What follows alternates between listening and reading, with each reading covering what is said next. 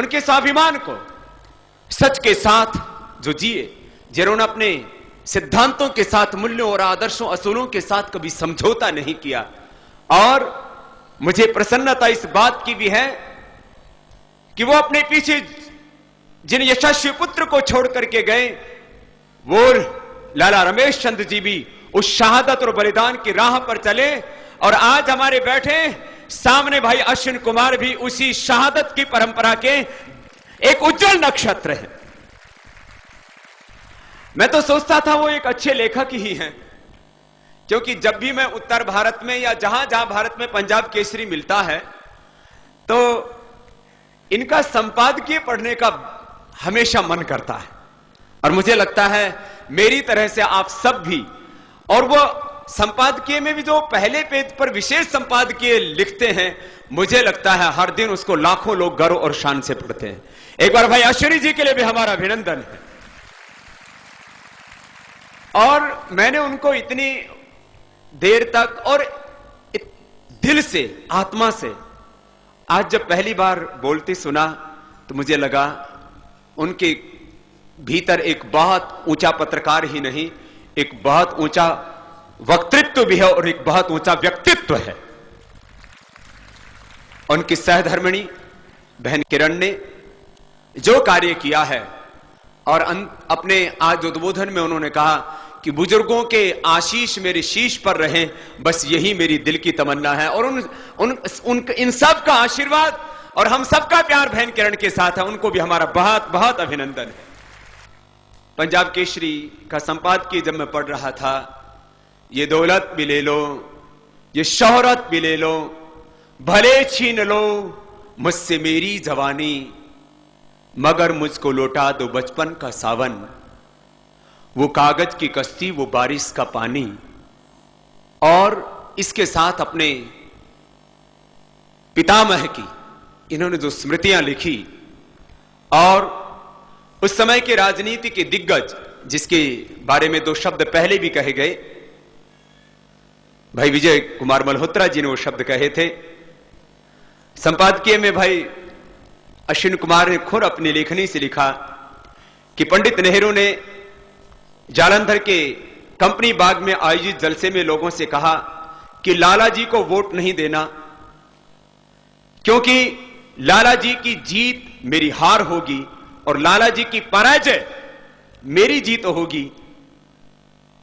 उस समय के राजनीति के शिखर पर थे पंडित जवाहरलाल नेहरू जी, और इसके बावजूद उनकी लोकप्रियता बहुत थी, लेकिन उन्होंने जाकर के कह दिया कि लाला जगत नारायण की हार मेरी जीत होगी और उनकी जीत मेरी पराजय होगी।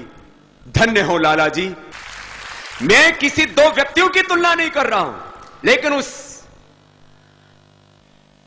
कहने को वो लाला जी थे, लेकिन मुझे लगता है बहुत बड़े शूरमा थे। वो बहुत बड़े योद्धा थे, महायोद्धा थे। और इतिहास में हमारे क्रांतिकारियों के बारे में जो अनर्गल बातें पढ़ाई जाती थी, उस इतिहास को साफ करने का भी पहली बार देश के में किसी ने प्रयास किया तो लाला जगत नारायण थे, जिन्होंने शहीदों की शहादत, शौर्य और पराक्रम को बदनाम होने नहीं दिया, नीलाम नहीं होने दिया। उनकी आलोचनाएं हुई, बहुत कुछ इन्होंने लिखा है अपने आज के लेख में, और उनकी शहादत के बारे में, उनके महाप्रयाण के बारे में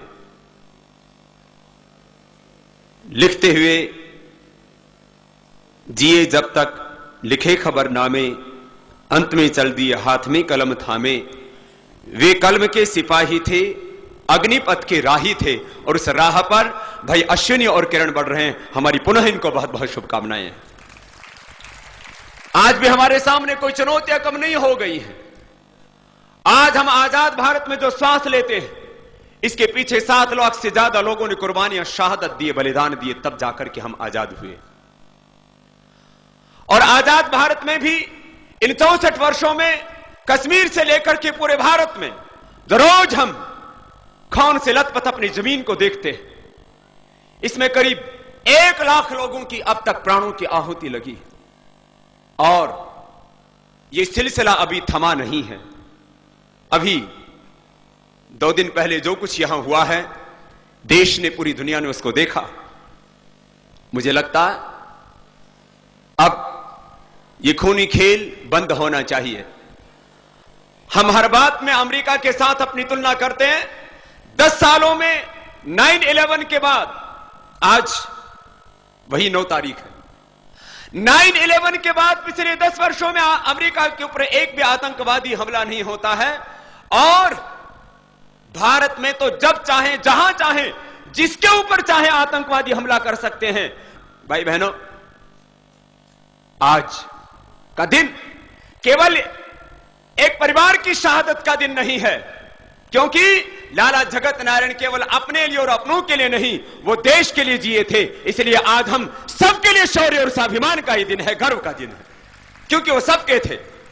मात्र वो भाई अश्विनी के पितामह नहीं थे और मैं उनको अपने पितामह की तरह, अपनी ही बुजुर्गी की तरह इज्जत देता हूं और एक बार नहीं 100 बार हम उनकी इस कुर्बानी की राह पर चलने की कसम ही नहीं खाते हैं। हम कुर्बान होने के लिए तैयार हैं। मैं आज, क्योंकि वक्त बहुत हो चला है, बस इतनी सी बात कहूंगा। कुछ मैं लेकर के तो आया था बहुत कुछ, लेकिन ज्यादा नहीं कहूंगा।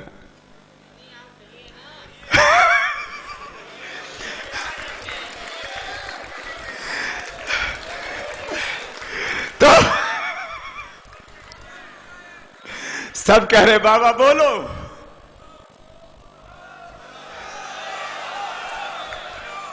लेकिन फिर मैं एक बात कह देना चाहता हूं। अरे ये मुझे कल एक मित्र सुना रहे थे, बोले बाबा क्या करें, हम पुलिस वालों को देश की सुरक्षा के लिए तैयार किया गया, ये तो गलत फहमी है। हमें तो अंग्रेजों के वक्त से ट्रेनिंग दी गई है कि जो भी सरकार के विरोध में बोलो उसको कुचल डालो, ये हमें प्रशिक्षण दिया गया है। हमें तो विरोधियों से निपटने की ट्रेनिंग दी गई है। कौन कहता है हमको जनता की सुरक्षा के लिए नियुक्त किया गया है?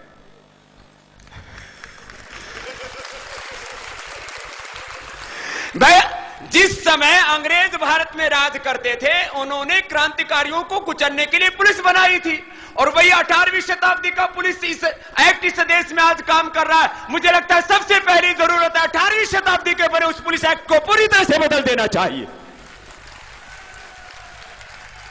और मुझे लगता है इसके ऊपर भाई अश्विनी कुमार जी एक जरूर और लेख लिखेंगे।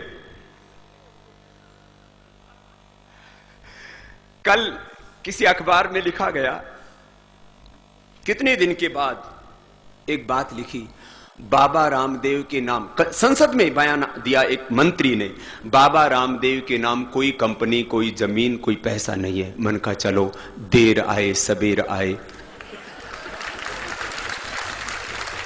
इनको कम से कम सारी इंक्वायरी करने के बाद एक अखबार ने लिखा है आईबी के 80% अधिकारियों को, आईबी के 80% अधिकारियों को बाबा रामदेव, अन्ना हजारे, नरेंद्र मोदी, आचार्य बालकृष्ण, जगमोहन रेड्डी और केजरीवाल के पीछे लगा रखा है।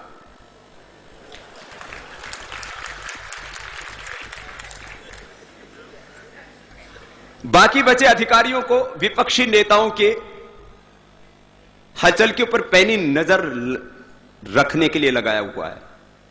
आचार्य बालकृष्ण के पीछे 24 टीमों को लगाया गया है, क्योंकि इनसे बड़ा आतंकवादी कोई नहीं है देश के अंदर। बहुत लोगों ने बहुत तरह की बातें कही। अब 20 तारीख से खूब लड़ी मर्दानी, वो तो झांसी वाली रानी थी। 20 तारीख से ये भारत स्वाभिमान की यात्रा का दूसरा चरण शुरू हो रहा है और मैं आपको बस इतनी सी बात कह सकता हूं, अगली बार दिल्ली में सरकार उसकी बनेगी जो 400 लाख करोड़ रुपए का कालाधन देश को दिलाएगा और भ्रष्टाचार को प्रामाणिकता के साथ में मिटाएगा। हमको सरकारें नहीं चाहिए, हमको सत्ता नहीं चाहिए, हमको साम्राज्य नहीं चाहिए, हमको सिंहासन नहीं चाहिए। लेकिन किसी भी कीमत पर हमको हमारा हिंदुस्तान चाहिए, लूटा हुआ 400 लाख करोड़ रुपए का काला धन चाहिए और एक भ्रष्टाचार मुक्त भारत चाहिए। और ये मेरी नहीं, हर उस दिल की तमन्ना है जो अपने वतन से मोहब्बत करता है। इस देश की हालात बहुत खतरनाक है। मेरे सामने दो रास्ते थे, बहुत से बोलते बाबा तूने पंगा क्यों मोल ले लिया। मैंने कहा बाबा पंगा मोल लेगा तो और लेगा कौन? बाबा पंगा नहीं लेगा तो और लेगा कौन? तुम तो कहते हो मेरे आगे मेरी बीबी, पीछे मेरे बच्चे, दाएं बाएं चुन्नू मुन्नू। मैं अपने आगे, मैं अपने पीछे, अपने दाएं बाएं 121 करोड़ लोगों को देखता हूं और सबके जीवन में मैं खुशियां देखना चाहता हूं। उनको सबको मुस्कुराता देखना चाहता हूं, सम्मान और स्वाभिमान के साथ जीते देखना चाहता हूं।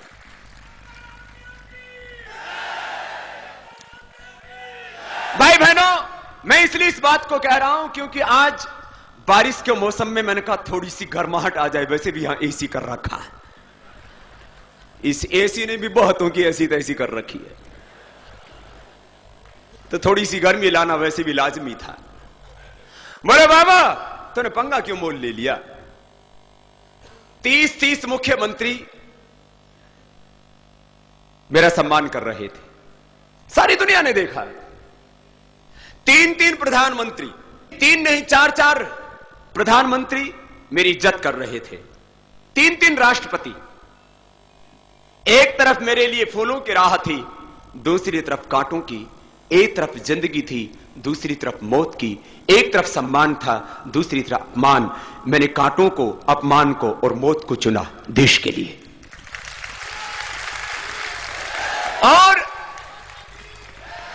और आगे यह परिवर्तन होगा, जिस परिवर्तन के लिए लाला जगत नारायण जी लड़े, जिसके लिए संघर्ष किया लाला रमेश चंद्र जी ने, और जिसके लिए अब हर पल जूझते हैं हमारे भाई अश्विनी जी। ये कोई पत्रकार हां, वो आजादी की सिपाही थे। पत्रकारिता एक समय एक आंदोलन हुआ करती थी। आज पेड न्यूज हो या पेड मीडिया की बातें बहुत आती है। माना कि इस आर्थिक युग में आज अखबार को चलाने के लिए भी अर्थ की आवश्यकता है, लेकिन लाला जगत नारायण जी ने जो पत्रकारिता का बीज आरोपित किया, आज उसके करीब 50 वर्ष पूरे हो चुके हैं। यह पंजाब केसरी अखबार बिकाऊ लेखनी कभी नहीं रहा और आज भी इस आर्थिक युग में भी संघर्षों के बीच में खड़ा हुआ है। पत्रकारिता को एक मिशन मान करके, एक धर्म मान करके, उसको एक आंदोलन और अभियान मान करके, और ऐसी ही असूलों पर देश टिकता है, चलता है, आगे बढ़ता है। बस मैंने कहा अब इस देश में, जिसके लिए मैंने कहा 7 लाख से ज्यादा लोगों ने अपनी शहादत कुर्बानी देकर के हमें आजादी दिलाई, और उस आजादी के लिए न जाने कितने लोगों ने तप किया, संघर्ष किया। अब इस भारत को बचाना है। मैं तो कहता हूं 2 बात के लिए भारत को बहुत पैनिक होने की आवश्यकता है। एक, यदि हम अपना 400 लाख करोड़ रुपए का काला धन देश को नहीं दिला पाए तो कल को तो अमेरिका और ब्रिटेन, यूरोप तो दिवालिया होने वाला है। क्या आपको पता है 750 लाख करोड़ रुपए का, एग्जैक्ट अमाउंट बोलो तो 667 लाख करोड़ रुपए का अमेरिका के ऊपर कर्ज है। करीब 450 लाख करोड़ रुपए का ब्रिटेन के ऊपर कर्ज है। ताऊ ठीक से सुन रहे हो कितना पैसा बोल रहा है?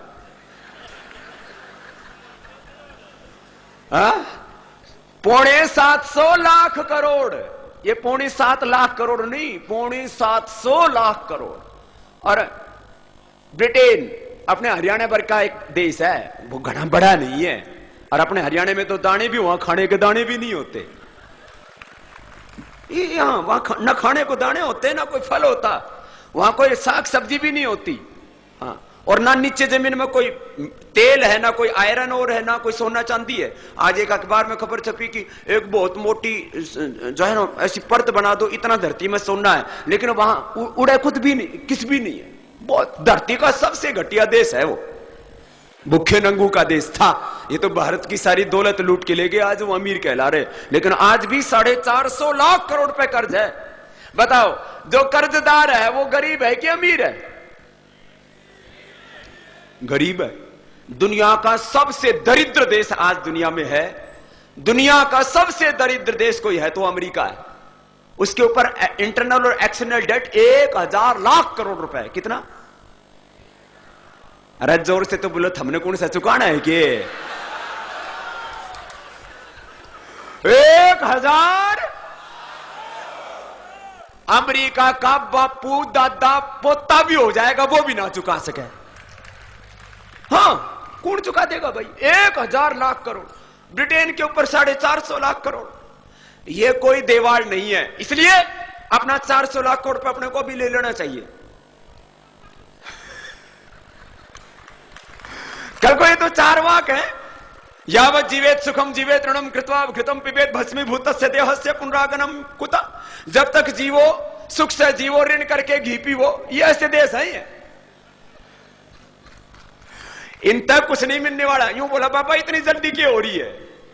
मैंने कहा जल्दी तो ये हो रही है भाई, ये दिवालिया हो जाएंगे, कल को कुछ दिवाली नहीं होंगे। इसलिए जब अमेरिका और ब्रिटेन और यूरोप जब तक दिवालिया हो, उससे पहले अपना 400 लाख करोड़ रुपए का काला धन वापस ले आओ। और एक नई स्कीम बता रहा हूं। अब नई स्कीम तो बतानी पड़ेगी ना। आजकल मुझे ठग नहीं, महाठग की उपाधि दी गई है। ऐसा बताओ भाई, किसी की चोरी की? बोलो, किसी की छोड़ी छेड़ी?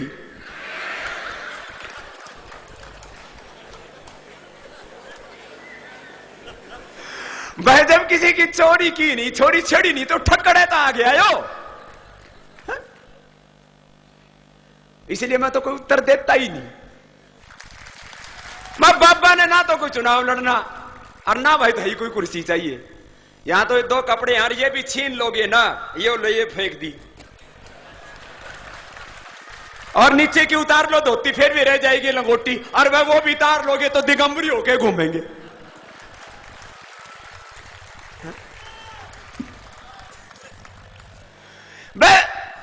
अब नंगा करने के बाद और किए करोगे? बोले भाई नंगा का क्या बिगाड़ेगा कोई? भाई यहां तो पूरे नंगे हैं। भाई सबके भीतर आत्मा तो बैठी है ना, वो तो सच सच ही देखती है। तो भाई बहनों, 2 बात मैं कह रहा था, एक नया आइडिया दे रहा हूं आप सबको। अब महाठग हूं ना मैं, तो फार्मूला भी ऐसा ही बताऊंगा। ठग आते हैं तो 1 का 2 करना बताते हैं, मैं 1 का 50 करना बता रहा हूं आपको। 1 का, अरे धन नहीं मिलेगा बोलो तो 1 का, बोलो वो 1 का 50 वाला कौन सा फार्मूला है? हमारे महाशय धर्मपाल जी बड़े ध्यान से देख रहे हैं। बोले बाबा यहां तो रिक्शा चला करके और MDH मसाला बना करके बड़ी मुश्किल से पहुंचे, तू 1 का 50 एक थोड़ी देर में कर दे रहा।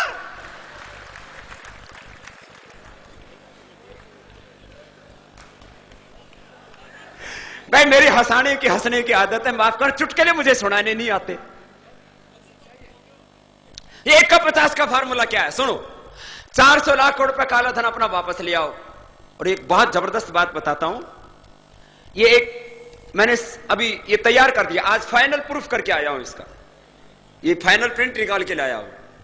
अश्विनी कुमार जी, पंजाब केसरी में भी आप तो छाप ही देना, दूसरे छापे ना छापे, क्योंकि आप जो छापोगे वो सीधा जाके छाती में ठोकेगा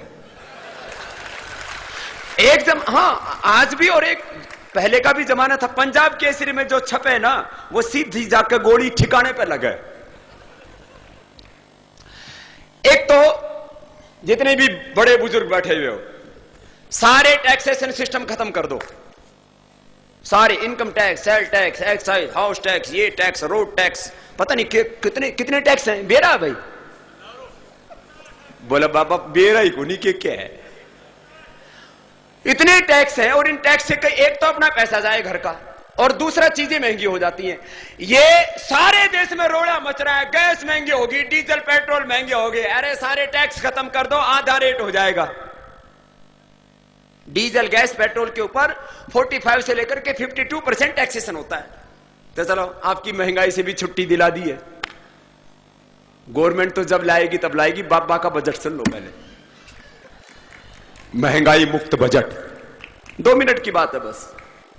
सारे टैक्सेशन खत्म कर दो, आज महंगाई खत्म हो जाएगी, आधी महंगाई रह जाएगी। दूसरी बात, चीजें सस्ते में मिलेंगी, साबुन से मोटे, टूथपेस्ट, गाड़ी, मोटरसाइकिल, सब चीजों के ऊपर 25 से 50% टैक्स है। सुनो अगली बात, सारे टैक्स खत्म कर दो, केवल 2% ट्रांजैक्शन टैक्स रखो। ये बात उठाओ पूरे देश में। अरे भाई 400 लाख रुपए का काला धन लाओ, 2% टैक्स लगा करके देश चला सकते हो तो हमको क्यों लूटते हो? सारा देश के लोग पूछे, सब उन लोगों से जो संसदों में बैठे हैं, पूछे मैं हमसे, हमें लूट रहे हो, इतना टैक्स नहीं दिया, उतना टैक्स नहीं दिया। हाँ? और 99% लोगों को तो इसी का उलझा रखा है। हाँ? वो नोटिस पहले दूसरों को दिया करते थे, आजकल बाबा को भी प्रेम पत्र भेजने शुरू कर दिए। वह भेजो, कोई दिक्कत नहीं है। सुनो, 2% ट्रांजैक्शन टैक्स लगा दो, सारे टैक्स हटा दो, एकदम लॉजिकली और साइंटिफिकली मैं बात कर रहा हूं। आरबीआई के अनुसार, रिजर्व बैंक ऑफ इंडिया के अनुसार 2.5 लाख करोड़ रुपए का रोज ट्रांजैक्शन होता है एक महीने में, और पूरे साल भर का 750 लाख रुपए का ट्रांजैक्शन हो गया। कितना? तो आपने भी आ गए हिसाब किताब करना। हाँ, 750 लाख करोड़ रुपए का, और एक साल का 2% ट्रांजैक्शन टैक्स 15 लाख करोड़ रुपए हो गया। 50 रुपए से ऊपर के बड़े नोट खत्म कर दो, और जो नोट प्रयोग करो उनके ऊपर कोई टैक्स लगेगा ही नहीं। दूसरे साल ये सारा ट्रांजैक्शन सब मिला करके 30 लाख करोड़ रुपए का हर साल टैक्स आ जाएगा। कितना? 30 लाख करोड़। और 30 लाख करोड़ का ट्रांजैक्शन टैक्स आ गया, उसमें सबको समान शिक्षा दे दो, समान चिकित्सा दे दो, पढ़ाई का, दवाई का, महंगाई का, ये तो खर्चा अपने घर में। बहन किरण जी कह रही थी कि बुजुर्गों की समस्या क्या? एक तो इलाज। मैं तो कहता हूं बुजुर्गों को नहीं, पूरे हिंदुस्तान में सबकी दवाई और सबकी पढ़ाई फ्री में होनी चाहिए। पैसा कहां से आएगा वो हमने बता दिया, और समाधान भी। गांव, गरीब, मजदूर, किसानों, उसका हक मिलना चाहिए। मैं कह रहा था ये नया फार्मूला है, इसको मैं कह रहा हूं आर्थिक आजादी। क्या शब्द बोला? हमें धार्मिक और राजनीतिक आजादी तो मिल गई, जिस दिन आर्थिक आजादी मिल जाएगी सारे टैक्सेशन खत्म, खाली 2% ट्रांजैक्शन टैक्स सिस्टम लागू कर दो। और फिर इसका, अरे 1 का 50 का फार्मूला इसके साथ ही जुड़ा, वो सुन लो बस। 2% ट्रांजैक्शन टैक्स सारी दुनिया का, ये मैंने सारे तर्क, तथ्य, आंकड़े और पूरी प्रामाणिकता के साथ दिए। सारी दुनिया का पैसा आएगा भारत में, और भारत के आज जीडीपी कितनी है? करीब 70 लाख करोड़। कितनी है? और जिस दिन ये 2% ट्रांजैक्शन टैक्स हो गया, उस दिन सारी दुनिया का पैसा, अमेरिका से, ब्रिटेन से, यूरोप से और चीन से, जापान से, पूरी दुनिया से पैसा भारत में आएगा। आज हमारी जीडीपी यदि 70 लाख करोड़ रुपए की है, तो हमारी जीडीपी हो जाएगी कम से कम 700 लाख करोड़ रुपए की। और हमारा जो पैसा है, आज हमारा 1 रुपए लेकर के जाता, 50 रुपए लेकर के जाओ अमेरिका, कितना मिला भाई? $1 मिले बस। ये अंतिम 1 का 50 बता रहा हूं। ये जिस दिन काला धन आएगा, जिस दिन ये ट्रांजैक्शन टैक्स लागू हो जाएगा, जिस देश ने लागू कर दिया, चाहे चीन कर ले चाहे भारत कर ले, उस दिन हमारे 1 रुपए की कीमत, $1 के बराबर हो जाएगी। 50 तो उही हो गए बैठे बैठे घर में। हमारे देश की अर्थव्यवस्था, मुद्रा मजबूत होगी, देश मजबूत होगा। बस मैं इतनी सी बात करना चाहता हूं। अर्थव्यवस्था ठीक ना होने से देश में अनर्थ हो रहा है। अर्थव्यवस्था ठीक ना होने से देश में क्या हो रहा है? अनर्थ। तो मेरे साथ बोलेंगे, सुखस्य मूलम धर्म, धर्मस्य मूलम अर्थः, अर्थस्य मूलम राज्यम, राज्यस्य मूलम इंद्रिय जया। बस इन जितेंद्रिय लोगों के हाथ में, सदाचारी लोगों के हाथ में देश का राज होगा, तो देश में धर्म, अध्यात्म बढ़ेगा, समृद्धि बढ़ेगी, आर्थिक सामाजिक न्याय मिलेगा, एक नया भारत बनेगा, जिसके लिए लाला जगत नारायण जी जगत की सेवा करते करते नारायण में विलीन हो गए। उनके सपने भी हम पूरे करेंगे। हम आज उनका प्रतिनिधि, उनका वंशज केवल यहां पर बैठा अश्विनी कुमार ही नहीं है, हम उन सब अपने पूर्वजों के वंशज हैं जिन्होंने देश के लिए शहादत दी, कुर्बानी दी, और उनके सपनों को हम पूरा करेंगे और एक नया शक्तिशाली भारत बनाएंगे जिसके लिए उन्होंने शहादत दी, कुर्बानी दी।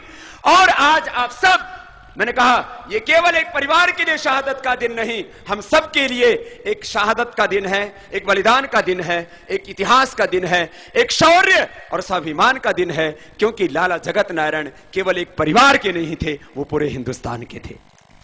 केवल पंजाब के नहीं थे, केवल पंजाब के लिए नहीं, वो पूरे हिंदुस्तान के लिए जिए। और आज उनकी स्मृति में जो कुछ यहां पर एनजीओ को सम्मान दिया गया, जो आज उनकी स्मृति में इन बुजुर्गों को सम्मान दिया गया, उसके लिए एक बार पुनः भाई अश्विनी जी को, बहन किरण को और सारे यहां अभ्यागत अतिथियों को, चाहे वो बीजेपी के हैं, कांग्रेस के हैं, जो यहां आए हैं वो अच्छे और सच्चे हैं।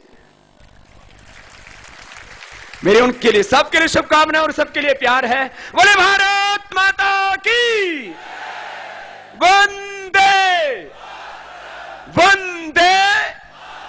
लाला जगत नारायण अमर रहे के जोर से नारे, लाला जगत नारायण, लाला रमेश चंद्र और भाई अश्विनी कुमार जिंदा रहे। बहुत बहुत आशीर्वाद। द्वारिका गुजरात से शुरू